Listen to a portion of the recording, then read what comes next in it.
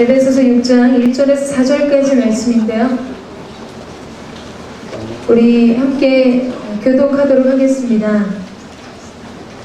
자녀들이여 주 안에서 부모에게 순종하십시오. 이것이 옳은 일입니다.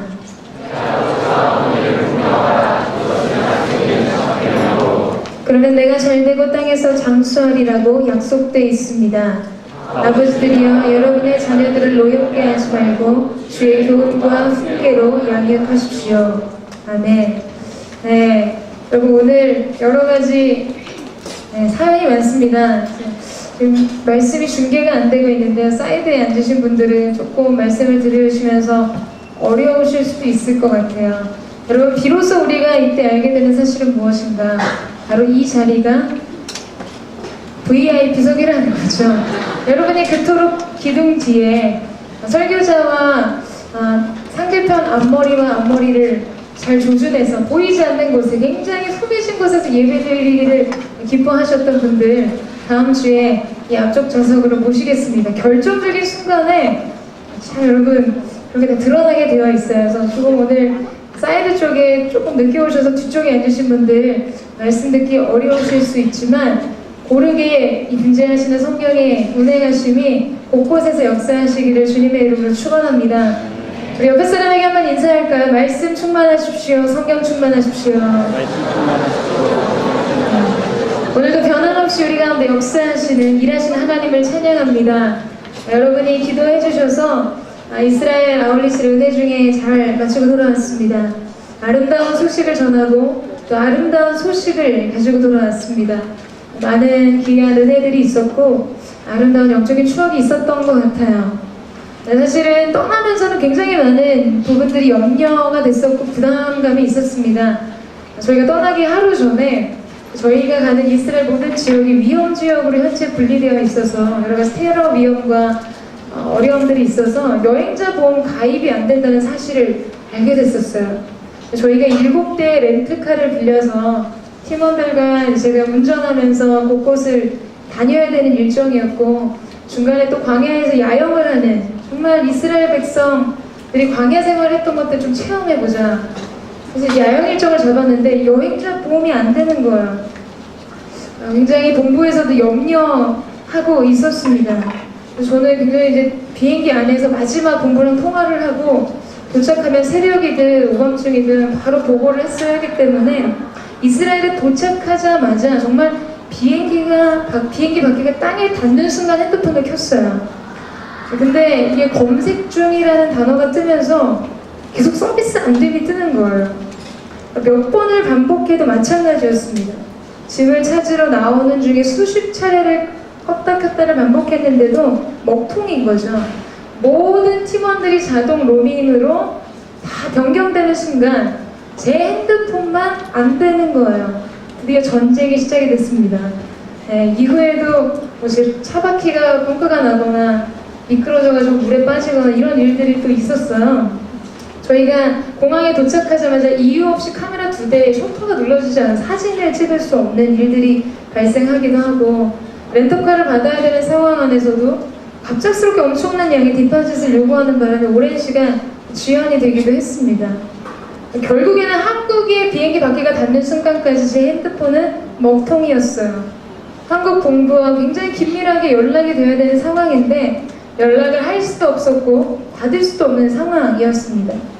여러분 잘 아시지만 저는 세계의 핸드폰 기계값을 납부하고 있는 굉장히 불쌍하고 안 된 사람입니다. 제가 산 핸드폰은 아이폰 5 최신형이에요. 뭐가 부족할 만한 이유가 더 이상 없습니다. 그러나 하드웨어와 소프트웨어가 다 갖춰 있어도 여러분 수신이 불가라면 그것은 핸드폰으로서의 기능과 의미가 전혀 없는 것이죠. 제가 너무 답답한 마음에 이스라엘에서 계속 핸드폰을 조작하면서 유심을 켰다 껐다 여러 가지 일들을 반복하면서 하나님이 제게 주신 마음이 있었어요. 성지를 이스라엘 땅을 홀리랜드, 거룩한 땅이라고 불립니다. 거룩한 땅이라는 하드웨어가 준비되어 있고 그곳에서 우리가 하고자 하고 나누고자 하는 사역의 수많은 컨텐츠, 소프트웨어들이 준비되어 있었다 할지라도 여러분, 우리가 성령님과 지속적으로 접촉되어서 그분의 조명하심 아래서 주님이 주시는 것을 우리의 영혼이 수신하지 못한다면 그것은 아무 의미가 없는 것이라는 거예요. 성전 하나의 볼거리, 관광지가 되고 우리가 준비했던 사역들은 그냥 화려한 외형을 갖춘 껍데기가 되어버리는 거죠. 둘째 날 팀원들과 그런 마음을 나눴어요. 저희가 묵상과 나눔을 저녁 각 성지 포스트마다 또 사역의 일정에 따라서 나눔을 하는 시간에 우리가 정말 모든 순간 성령님과 접속해야 한다. 우리 가운데 수신되는 그분의 메시지, 그분이 주시는 의미를 수신해야 한다. 여러분, 만약에 우리가 그렇지 못하면 우리에게 주어진 이 시간과 우리가 몸담고 있는 공간 속에서 의미를 찾지 못한다면 여러분, 우리의 일생 가운데 어떠한 의미도 찾을 수가 없습니다. 여러분, 저는 이 강렬한 의식이 팀을 사로잡고 있었다라고 믿어요. 매 순간의 사역 속에 우리가 이동하는 모든 곳곳에서 하나님이 주시는 메시지를 수신하기 위해서, 성령님이 조명하시는 의미를 찾기 위해서 성령님께 귀를 기울이고 주님이 주시는 말씀을 찾는 시간들이 있었습니다. 사랑하는 여러분, 우리의 인생에 대단해 보이는 외형의 하드웨어는 내실에 있는 스펙의 소프트웨어가 다 갖춰져 있다 한다 할지라도 여러분의 인생이 우리의 주님과 접속해 있지 않다면 여러분, 인생의 기능과 의미는 아무 의미가 없다라는 거죠. 여러분, 단언하건대 그 모든 것은 우리의 삶 가운데 어떠한 의미도 남길 수 없는 것입니다. 요한복음 15장 말씀에서 주님은 당신은 포도나무고 우리는 가지라고 말씀하셨어요. 우리는 오직 주께 붙어 있을 때만 열매를 맺는다고 말씀하셨습니다. 여러분, 저는 저와 여러분이 오늘 이 시간에도 이 시간과 공간과 우리의 영혼 가운데 담아주시기를 원하는 하나님의 메시지, 성령님의 운행하심, 그분의 조명하심과 접속되어 있게 되기를 주님의 이름으로 축원합니다. 영혼의 스위치를 다시 올리세요. 다시 검색하는 거예요. 성령의 운행하심이 저와 여러분의 삶을 지배하는 능력이 되도록 오늘 우리의 마음에 영혼의 안테나를 주님께 높이 올려드리고 그 말씀의 뜻을 받는 은혜가 저와 여러분 가운데 있게 되기를 주님의 이름으로 축원합니다. 오늘 우리가 함께 읽은 본문 말씀은 바울이 성령 충만을 권면한 후에 구체적인 삶의 모습들을 어떻게 적용해야 하는지에 대해서 이야기해주고 있는 장면입니다. 우리가 잘 아는 그 빌 하이벨스 목사님의 책 제목 중에서 그런 제목이 있죠. 아무도 보는이 없을 때 당신은 누구인가? 여러분, 이 대답에 가장 근접한 대답, 리포트를 해줄 수 있는 사람들이 바로 여러분과 저의 가족입니다. 내가 보지 못하는 나의 연약함, 나의 부족한 모습을 가장 극명하게 바라보고 알고 있는 사람들, 나의 허울벗은 모습을 가장 본질적인 모습들이 쉽게 노출되고 있는 사람들이 사실은 우리의 가족들이죠. 긴장감 없이 우리의 모습을 보여주고 때로는 있는 모습 그대로 우리의 연약함을 드러내는 대상들입니다. 여러분, 그렇기 때문에 바울은 성령의 충만함에 대해서 이야기하면서 그 다음 장면들 속에 성령의 충만함을 받은 사람들은 이렇게 자기 자신의 가장 연약함을 드러낼 수 있는, 드러내게 되는 관계 속에서도 하나님의 나라를 이루고 성령의 충만함과 말씀의 충만한 모습들이 담겨져 있어야 한다라고 말해주고 있는 거예요. 성령의 충만한 사람들은 너희 부모에게, 너희 가정 안에서 어떠한 모습으로 행동하고 어떠한 믿음의 태도로 살아가야 한다라는 부분들을 말하고 있는 것이죠. 여러분, 교회에서는 은혜 받고 거룩이 충만한데 집에 가면 부모님의 말씀을 거스리고 불순종하는 아주 불손한 태도와 분노를 터뜨리는 사람들이 있습니다. 공동체에서는 사랑이 많은 순장인데 자기 아내한테 폭군과 같이 행동하는 사람들이 있어요. 나눔 안에서는 신실함의 대명사인데 학교나 직장의 선후배와 상사들에게는 뭐 하나 제대로 하는 사람이 아니에요. 뭐만 하자 그러면 핑계대고 빠지고, 여러분, 그런 사람들의 모습들이 우리가 이야기하는 교회 안에서 성령에 충만한 거룩한 예배자들의 모습 속에 드러날 때가 있다는 거죠. 그래서 바울은 지금 자녀들을 향해서 먼저는 이렇게 권면하고 있습니다. 지난주에는 여러분 부부관계에 대한 이야기들 들으셨죠? 네, 어떻게 적용이 됐는지 모르겠으나 여러분 장래에 소망이 있게 되기를 주님의 이름으로 축원합니다. 바울은 이제 자녀들을 향해서 이야기하고 있어요. 우리 1절과 3절 말씀을 같이 한번 읽도록 하겠습니다. 시작. 네, 1절까지만 읽겠습니다. 자녀들이여 주 안에서 부모에게 순종하십시오. 이것이 옳은 일입니다. 부모에게 순종할 것을 명령하고 있죠. 여러분들 사실은 이것은 우리의 신앙적인 믿음의 문제를 떠나서 부모에 대한 순종과 효에 관한 부분은 동서고금을 막론하고 인간에게 주어진 아주 기본적인 윤리와 도덕률 같은 것입니다. 네, 제가 이제 말씀을 준비하면서 계속 왜라는 질문을 던졌어요. 저는 불효자의 마음 심정으로 그런 질문 던진 건 아닙니다. 제가 부모에게 순종해야 된다는 말씀 자체를 이해하지 못했거나 저희 부모님께 다른 마음이 있어서가 아니에요. 일반적인 부모와 자식 간의 사랑의 관계를 떠나서 여러분 사실 우리 주변에는 자기 부모에게 상처를 받고 그냥 일반적인 관계 안에서 사랑과 양육을 받는 게 아니라 오히려 상처와 상함과 정말 상상할 수 없는 일들을 경험한 아픔을 가진 사람들이 많이 있습니다. 그런데 그러한 대상자, 그러한 사람들에게 오늘 부모에게 순종하라, 너희 부모를 사랑하고 공경하라는 메시지를 어떻게 정말 아주 기본적인 진리의 말씀, 당위적인 말씀으로 나눌 수 있을까에 대한 고민이었어요.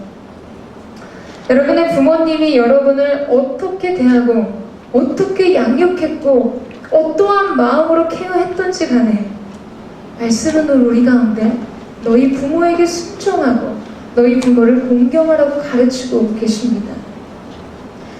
우리가 왜라는 질문을 통해서 말씀이 우리 가운데 가르쳐 주시는 가장 중요한 단 하나의 이유를 찾자면 우리가 부모님께 순종하며 그분들을 사랑하고 공경하고 오셔야 되는 하나의 이유는 그것은 부모님이 우리에게 생명을 주셨기 때문이죠. 여러분 가장 가치 있는 거예요. 어떤 것과도 비교되거나 바꿀 수 없는 이 생명의 탄생이 그분들을 통해서 우리 가운데 주어졌기 때문에 우리에게는 마땅히 그분에게 순종하고 공경해야 될 말씀의 의무와 책임이 생기는 것이죠. 이 중에는 그렇게 이야기하는 사람들이 있을지 모르겠어요. 부모라고 다 같은 부모인 줄 아냐고요. 내가 얼마나 상처받고 힘들었는지 상상이나 할 수 있냐. 자신들의 이야기를 쏟아낼지 모르겠습니다. 여러분들 주님이 알고 계세요. 여러분이 가장 보호받고 격려받고 인정받아야 될 때 여러분 마음 안에 있는 그 기대를 무너뜨린 부모님들의 이해될 수 없는 태도들, 여러분의 마음을 아프게 했던 그 모든 기억들을 주님이 알고 계십니다. 주님이 이해하고 계세요. 여러분 그러나 그렇기 때문에 순종하지 않아도 되는 것은 아닙니다. 그렇기 때문에 우리 안에 잠자고 있는 이 미움과 분노가 타당해지지는 않는다라는 거예요. 여러분 요새는요 이 드라마 시나리오를 너무 잘 써서 이 작가들이 대부분 악인의 역할 있잖아요. 악역들까지도 그들의 캐릭터, 그분들의 동기를 되게 이해하게 만듭니다. 그 갈등의 관계들이 다 이해될 때가 있어요. 저마다 자기 입장과 자기 아픔이 있기 때문에 정말 못난 짓을 하고 악해 보이는 사람도 이해가 됩니다. 아, 그래서 그랬구나.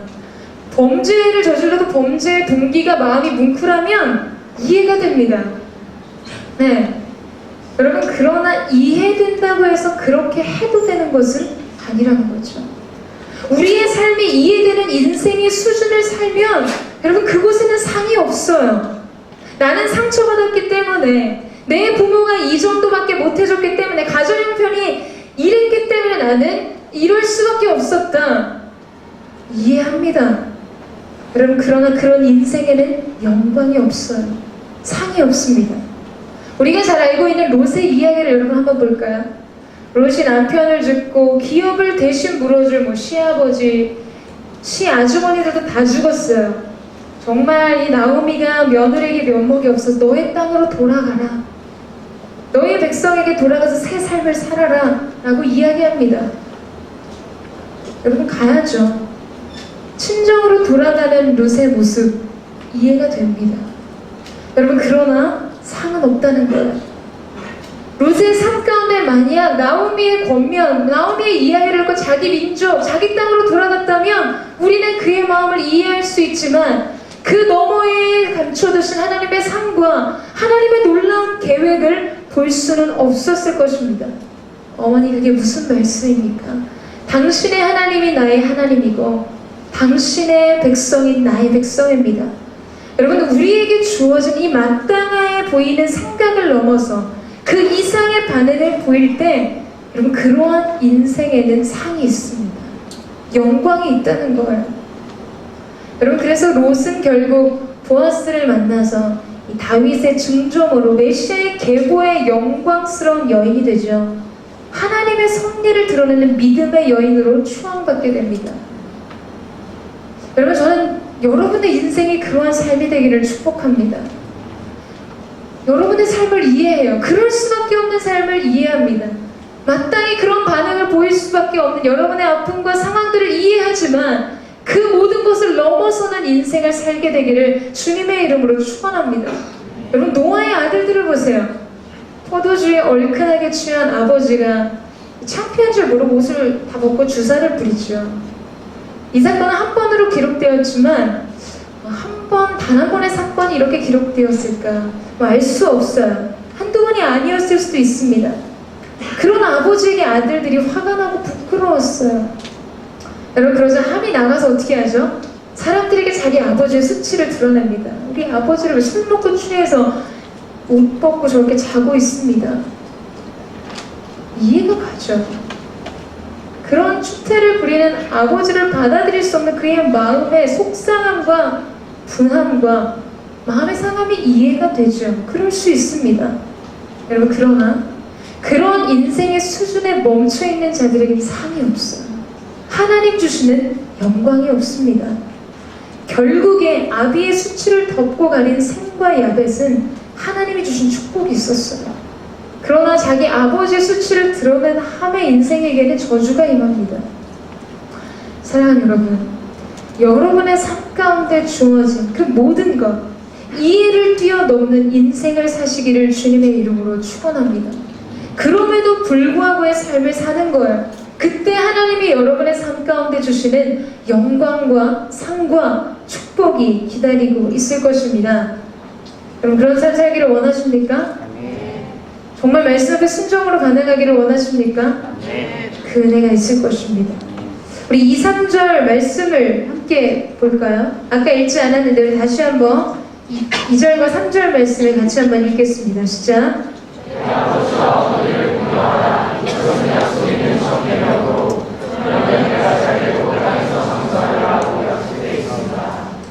아버지와 어머니, 너희 부모를 공경하는 자에게 주시는 상이 있다고 말씀하셨어요. 여러분 여기서 공경하다라는 뜻은 값을 치르다, 빚을 갚다라는 뜻입니다. 생명을 주시고 양육해 주신 그 은혜의 빛을 갚을 때 거기에 마땅한 순종과 공경의 모습과 태도를 보일 때 그런 자녀에게는 하나님의 약속이 주어지는데 그것은 뭐냐면 이 땅에서 잘 되는 형통의 복과 장수의 복이 주어진다는 것. 여러분 보상하시는 하나님이십니다. 순종에는 언제나 주님의 보상이 주어진다는 거예요. 순종에는 언제나 주님이 주시는 열매로 축복하신다는 것이죠. 우리는 이 하나님 주시는 보상, 우리가 아까 기도 때 잠깐 나눈 로마서 12장 말씀처럼 11장 마지막 말씀처럼 누가 주께 먼저 드림으로 갚으심을 받겠는가. 우리는 하나님 앞에 내 인생을 드리는 것에 아까움이 있어요. 어려움이 있어요. 그러나 주님이 생각하시는 것은 그것을 통해서 우리의 인생을 축복하시고자 하는 하나님의 계획이 있습니다. 여러분 하나님 앞에 순종을 드릴 때 하나님의 보상이 주어지는 것이죠. 우리가 이 눈에 보이는 부모의 권위에 순종함으로 우리는 보이지 않는 하나님의 권위에 대해서 순종하는 법을 배우게 됩니다. 여러분 대부분 많은 가정에 어머니들이 자식들 앉혀놓고 아버지 흉을 많이 보시죠. 드라마에도 자주 등장하기도 하고 딸들한테는 그냥 아버지 답답하다. 절대 아빠 같은 사람 만나지 마라. 넌 더 좋은 사람 만나라. 아들 앉혀놓고는 너는 아버지 같은 아들이 되지 마라. 이런 이야기들을 때로 하십니다. 넋두리를 하시는 거죠. 자녀들을 앉혀놓고 결혼 세미나를 하시는 경우들을 많이 보게 됩니다. 여러분 정말 근데 여러분이 나중에 어머니가 돼서도 그러시면 안 됩니다. 아버지의 권위를 세워주셔야 합니다. 자녀들의 가슴에 아버지가 권위를 잃어버리면요, 여러분 그들의 삶의 영웅을 잃어버리는 거예요. 아버지와의 관계가 어려운 사람들은 여러분 사실 사회생활하면서 직장 상사나 권위자들과의 관계가 쉽지 않습니다. 내가 가정이라는 사회 속에서 권위에 순복하는 법을 배우고 권위를 존중하게 대우하는 법을 훈련하고 배워야만 더 큰 사회 속에서 내가 그 권위자를 어떻게 대해야 하는지를 알게 되는 거죠. 더 큰 세계 안에서 여러분 우리가 하나님의 권위에 순종하고 순복하는 법을 배울 수 있게 되는 것입니다. 여러분 그래서 여러분 부모님께 부모님의 권위를 인정해 드려야 돼요. 여러분이 부모님의 권위를 존중하는 법을 배워야 합니다. 여러분 우리 어린 시절에는 그런 얘기 하지 않습니까? 엄마 아빠한테 혼났다. 아빠한테 혼났다고 그런 얘기를 하죠. 근데 이제 우리 10대 때가 딱 되면 무슨 이야기를 하기 시작하냐면 엄마랑 싸웠다고 얘기합니다. 아빠랑 대판했다. 이런 이야기를 하죠. 네, 여러분 지금 나이 정도 되면 이제 여러분 조금 나이를 더 먹으면 어떤 이야기를 하냐면 내가 엄마한테 완전 뭐라고 했잖아. 이러한 이야기들을 할 때가 이제 오게 됩니다. 부모님에게 혼이 나는 시기를 지나서 내가 부모를 혼내는 이 권위에 뒤바뀐 시기를 우리가 가질 때가 있다라는 거예요. 여러분 우스운 이야기 같지만 우습지 않은 이야기예요. 여러분 우리는 허락된 권위, 하나님이 우리 가운데 허락해 주신 영혼의 우리의 삶의 권위에 순복하는 모습을 배워야 합니다. 그리고 하나님께서 그것이 곧 나에게 순복하는 것으로 여겨주시는 것이죠. 여러분 부모님에게 나는 우리 부모님 너무 훌륭하셔 상처가 없다 라고 이야기하는 분 감사로 순종하십시오. 나는 뭔가 부모님 내게 너무 부족한 것이 많습니다. 아픔이 있습니다. 여러분 그럼 믿음으로 순종하는 거예요. 그때 하나님께서 그 순종의 열매를 얻게 하실 것입니다. 믿으십니까? 우리 옆에 사람에게 한번 축복하겠습니다. 순종의 열매를 거두십시오. 네. 여러분 이제 하나님께서 이 4절 말씀을 시작하면서 메시지 포커스를 바꿔서 부모들을 향해 권면하시기 시작합니다. 4절 말씀 같이 읽겠습니다. 4절 말씀 시작.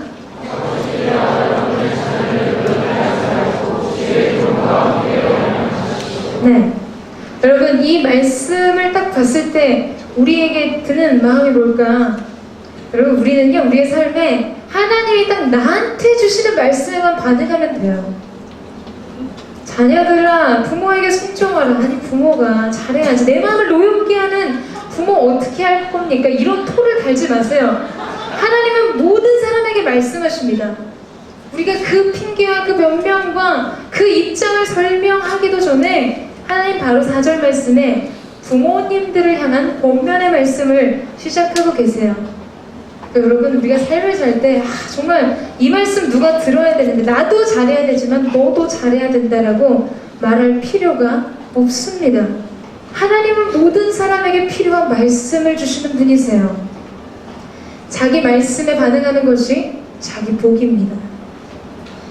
아멘 하셔야 됩니다. 여러분 이렇게 하나님은 부모님들을 향해서 너희 자녀들을 노엽게 하지 말라. 억울하게 만들고 화나게 하지 말라. 그들을 평강으로 양육하라고 말씀하십니다. 네, 여러분 사실 이 말씀이 주어진 시대를 보면 이 말씀 굉장히 센세이션한 말씀이었어요. 왜냐하면 물론 크리스찬들에게는 이 부분이 당연한 거일 수 있진 않았지만 로마 시대에 보면 지금 아버지들을 향해서 먼저 이야기합니다. 여러분 자녀가 그 당시에 태어나면 아버지가 자녀의 태어난 것을 딱 보고 자녀를 안아서 들어 올리며 내가 이 자녀를 나의 아들, 나의 딸로 받아들이고 양육하겠다라는 표시였어요. 근데 이 아버지가 자녀를 딱 보고 자녀에게 장애가 있거나 뭔가 자기가 기대했던 뭐 아들이든 딸이든 마음에 들지 않으면 자녀를 들어올리지 않습니다. 그럼 그냥 죽일 수 있는 권한이 아버지에게 있었어요. 여러분, 그런 시대 속에서 지금 하나님께서 뭐라고 말씀하시냐면 부모의 세대를 향해서 너희 자녀의 마음을 노엽게 하지 말라고 말씀하고 계시는 거죠.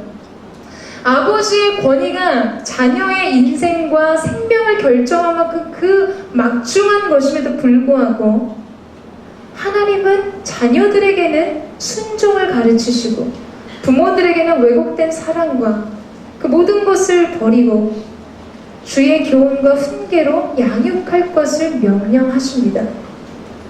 여러분, 부모에게 순종하는 것이 자녀에게 때로 이해가 되지 않고 나에게 이러한 대우를 한 부모에게 내가 꼭 모든 것을 순종해야 하는가 라는 마음이 들 때가 있는데 그때 하나님께서 순종하라고 말씀하세요. 그리고 부모에게도 동시에 동일한 이야기를 하십니다. 내가 낳아준 것만 해도 이렇게 키워준 것만 해도 은혜인데 내가 얘네 마음 화나게 하면 안 되나요? 어쩌면 뭐 그런 이야기, 그 시대 안에서는 그런 마음들이 있을 수 있었어요. 이해되지 않는 메시지일 수 있었습니다. 하나님 말씀하시는 거예요. 자녀들의 마음을 노엽게 하지 말라. 그들의 마음을 사랑과 평강으로 양육하라고 이야기하시는 거죠. 여러분, 우리 안에 핑계할 수 없는 말씀의 명령이 주어질 때 그 말씀에 순복하는 것이 우리의 삶의 가장 큰 은혜입니다. 여러분, 우리의 가정의 모습 속에 서로에 대해서 이렇게 상처를 준 책임을 묻는 많은 일들이 사실은 벌어지죠. 자녀를 끌어안는 일, 부모님을 사랑하고 공경하는 일들이 잘 일어나지 않는 삶의 현장들을 대할 때가 있습니다. 미국의 한 아버지가 청소년기를 허송세월하고 있는 것처럼 보이는 아들에게 나무라면서 그런 이야기를 했습니다. 조지 워싱턴은 네 나이에 청년 기사가 됐는데 너는 대체 그 나이가 먹도록 뭘 하고 있는 거냐? 라고 질문을 하자 아들이 그렇게 대답했다고요. 네. 그리고 아버지 나이에는 대통령이 됐죠. 서로에게 책임을 하는 거예요. 내 나이에 조지 워싱턴이 청년 기사가 됐으면 아버지 나이에 대통령 됐습니다. 여러분, 이런 모습들이 우리의 가정 안에 많이 일어나는 것들을 보게 돼요. 책임을 묻는 태도, 비교하며 상처 주는 모습들을 보게 되죠.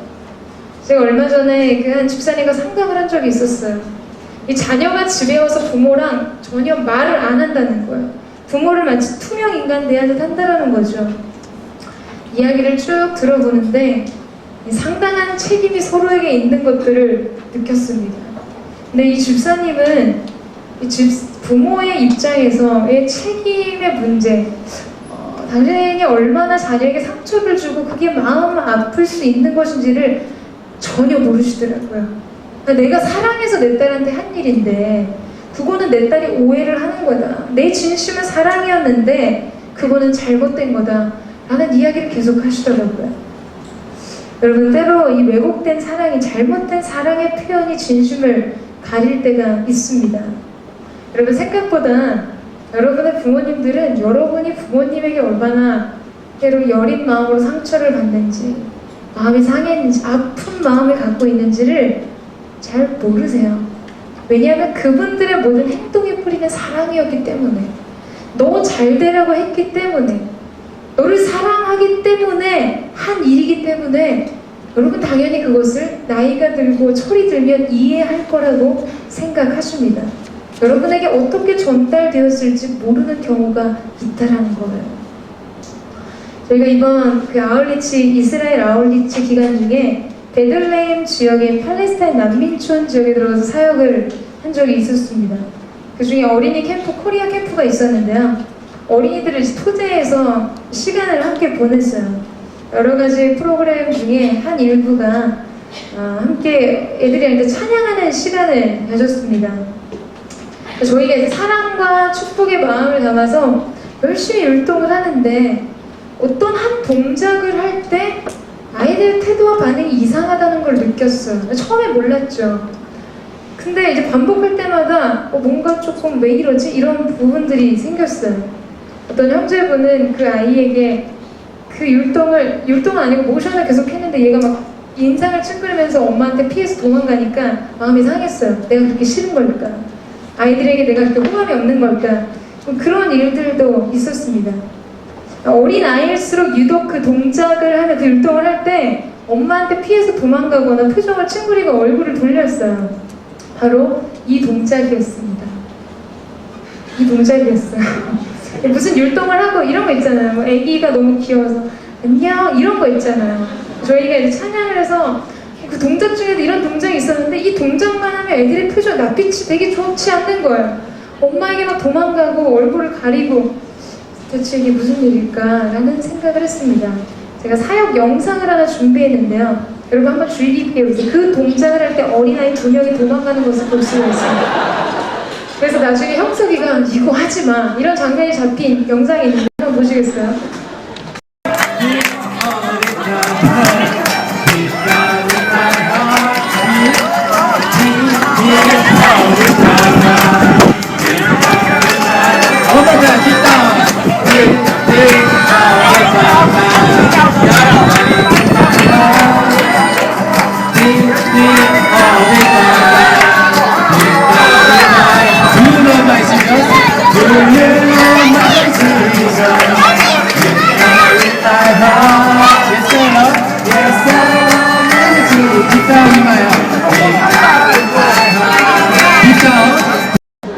여러분 저희는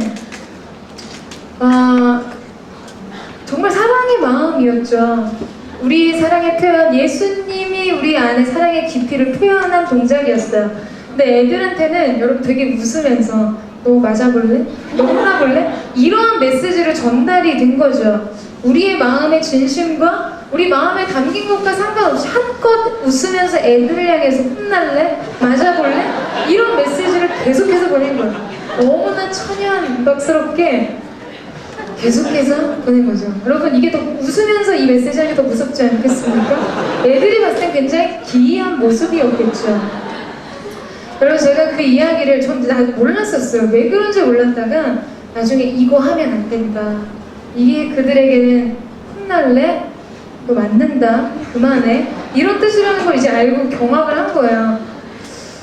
여러분 때로는 이 마음에 담고 있는 사랑의 진심을 떠나서 서로가 가진 소통의 방법, 이 표현의 방법으로 오해를 살 때가 있고 서로의 마음에 상처를 남길 때가 있습니다. 저희도 진짜 한 형제가 나는 진짜 애들이랑 안 만나고 이랬었어요. 계속 그 누구라고 얘기할 수는 없는데 이 동작을 계속하고 있었거든요. 서로에게 뭔가 상함이 되는 거죠. 거리를 느끼는 거예요. 소통에 오해가 생기는 거예요. 마음은 그렇지 않은데 여러분 때로 우리의 부모님들은 소통의 방법을 조금 아실 필요는 있어요.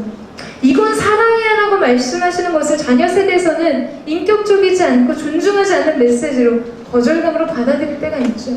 그리고 여러분의 입장에서 내 마음은 그렇지 않은데 그런 표현들이 너무 어색해서 하지 못하는 그런 태도와 그런 소통의 방법들이 부모님의 마음을 아프게 하고 서운하게 할 때가 있습니다. 여러분 우리 가정 안에서 부모님과 소통하는 법을 배워야 돼요. 나의 진심을 표현하는 방법, 그리고 부모님의 진심을 이해하는 방법들을 배워야 합니다. 그런 은혜가 우리 가운데 있게 되기를 주님의 이름으로 축원합니다. 그래서 오늘의 말씀은 우리 가운데 주 안에서 서로를 사랑하고 이해할 필요가 있다라고 이야기하고 있어요. 화해와 용서가 필요하다라고 이야기합니다. 그곳에 하나님의 나라가 세워지고 하나님의 다스리심이 임하게 될 거라고 말씀하고 계시는 거죠.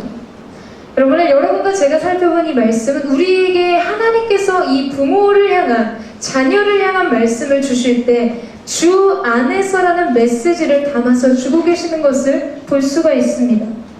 여러분 이 주 안에서라는 것은 주님의 능력으로, 주님의 관점으로, 주님이 내게 주시는 힘으로 라는 뜻을 가지고 있습니다. 여러분 우리가 하려는 이 사랑은, 우리가 하려는 순종은 내 안에 담긴 힘과 내 안에 담긴 능력으로 하는 것이 아니라 오늘 주님이 내게 주시는 힘으로 하는 거예요. 오늘 주님이 내게 주시는 사랑의 능력으로 부모님을 이해하고 사랑하고 공경하는 그 일들 가운데 서야 하는 것이죠. 여러분 안에 원망과 시비가 떠나가는 은혜가 있게 되기를 축원합니다. 과거의 기억과 화해하는 은혜가 있게 되기를 축원합니다. 여러분 안에 그 원망의 때가 묻은 시간을 지워버리세요. 그리고 말씀을 따라 기꺼이 순종하십시오. 그리고 축복하세요. 그리고 용서하십시오. 여러분 하나님께서 그것을 여러분의 의로 여기실 것입니다. 여러분 주님께서 우리 가운데 가르쳐 주신 기도를 보면 우리가 우리에게 죄 지은 자를 사하여 준 것 같이 우리의 죄를 사하여 주옵소서 하는 기도가 있습니다. 죄를 지어서가 아니에요. 여러분의 마음에 상함이 있다면, 상처받은 기억이 있다면 여러분은 용서의 필요를 갖고 있는 사람들입니다. 대단히 여러분의 부모가 여러분에게 잘못했기 때문에 용서를 필요로 하는 것이 아니라 그것이 여러분의 마음 가운데 상함의 기억, 상처로 남겨졌다면 여러분 용서를 통해 여러분에게 회복이 주어지는 경험을 하나님 원하고 계시는 거죠. 그리고 그 용서를 통해서 하나님께서 당신을 용서하시는 거예요. 오늘 저와 여러분 가운데 그 하나님 안에서, 주 안에서 주님이 주시는 능력으로 가정 안에 주어지는 새로운 사랑과 화해와 용서가 있게 되기를 주님의 이름으로 축원합니다. 말씀에 순종하고 내가 이해되지 않는 수준의 것을 넘어서 하나님 앞에 믿음으로 반응할 때 여러분의 인생 가운데 보상하시고 영광으로 관씌우시는 하나님의 놀라운 은혜가 있을 것입니다. 우리 그 마음을 가지고 하나님 앞에 함께 기도하며 나아가기를 원합니다.